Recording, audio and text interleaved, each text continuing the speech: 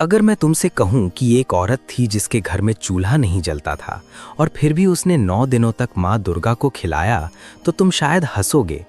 और अगर मैं ये भी कहूं कि उसने जो माँ को खिलाया वो ना हलवा था, ना पूड़ी, ना खीर, बल्कि बासी रोटियां थीं, तो तुम कहोगे ये भक्ति नहीं, अपमान है। लेकिन अष्टमी के दिन जब पूरे गांव ने देखा कि उसके द्वार पर कौन खड़ा था, तब हर आंख झुक गई थी। ये कहानी है धारिणी की, उस विधवा की जिसके पास कुछ नहीं था सिवाय भगवान के। गांव का नाम अब कोई नहीं जानता, क्योंकि समय गांव के नाम नहीं बचाता, सिर्फ कहानियां बचाता है। वो गांव सूखा था, धरती फटी हुई, हवा में धूल और लोगों के मन में दया से ज्यादा डर। उसी गांव के आखिरी छोर पर एक टूटा सा घर था। दीवारें कच्ची थीं और छत से मिट्टी झरती रहती थी। उसी घर में रहती थी धारिणी। कभी उसका भी परिवार था, पति था, हंसी थी, आंगन में आवाजें थीं। फिर एक दिन बीमारी आई और आदमी चला गया। चिता की आग शरीर को जला गई, पर समाज की आग औरत को जिंदा जला देती है।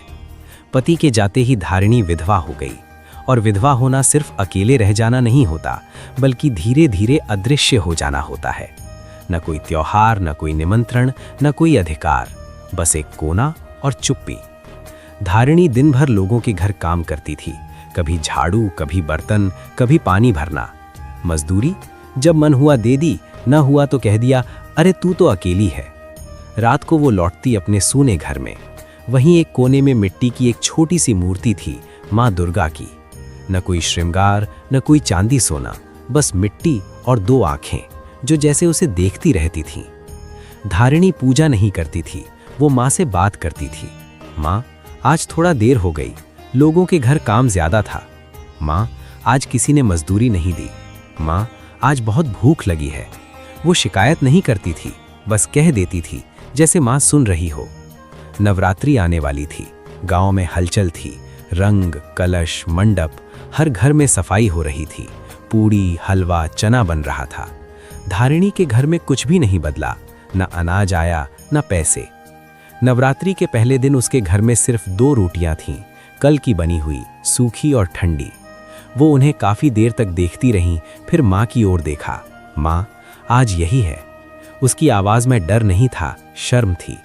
उसने रोटियों को थोड़ा साफ किया और माँ के सामने रख दिया। अगर तू नाराज हो जाए तो हो जाना, पर मेरे पास आज बस यही है। उसने दिया जलाया, आंखें बंद की और रोटियों को प्रसाद समझकर थोड़ा सा खा लिया। दूसरा दिन आया, तीसरा, चौथा, हर दिन वही बासी रोटियां। गांव में लोग पूछने लगे, अरे तो क्या चढ़ाती है माँ को? धारिणी चुप रहती। किसी ने कहा ऐसी औरतों की पूजा से देवी रूठ जाती है। किसी ने कहा बासी रोटी पाप है ये।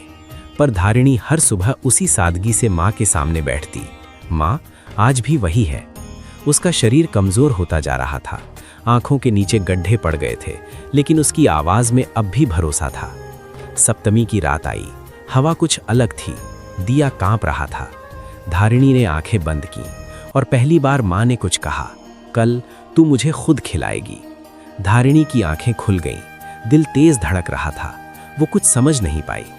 अष्टमी की सुबह पूरा गांव सजा था, कन्या पूजन, थालियां, पकवान। धारिणी के घर में आज भी बस वही 2 रोटियां थीं। वो रोई नहीं, बस माँ के सामने बैठी।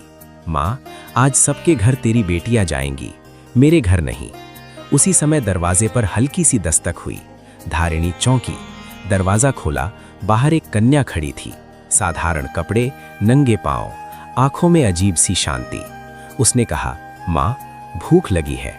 धारिणी का गला भर आया, बेटी मेरे पास। वो अंदर गई और वही 2 रोटियां उठा लाई। यही है। कन्या मुस्कुराई, रोटी ली और बैठ गई। पहला निवाला जैसे ही मुंह में गया, हवा थम गई, दिया सीधा जलने लगा, घर प्रकाश से भर गया। कन्या नहीं रही, वहां माँ दुर्गा खड़ी थी। धारिणी जमीन पर गिर पड़ी। माँ, माँ की आवाज शांत थी, तूने मुझे भोजन नहीं खिलाया, तूने मुझे विश्वास खिलाया। आज से जो तेरे द्वार आएगा खाली नहीं जाएगा। प्रकाश बुझ गया, घर फिर वैसा ही था, लेकिन धारिणी वैसी नहीं रही। गांव वाले दौड़ते आए, सबने देखा। जिसे अशुभ कहते थे, आज उसी के सामने सिर झुका रहे थे। धारिणी चुप थी। वो जान गई थी, माँ को भोग नहीं चाहिए, माँ को दिल चाहिए। और जहाँ दिल होता है वहाँ बासी रोटियाँ भी प्रसाद बन जाती हैं।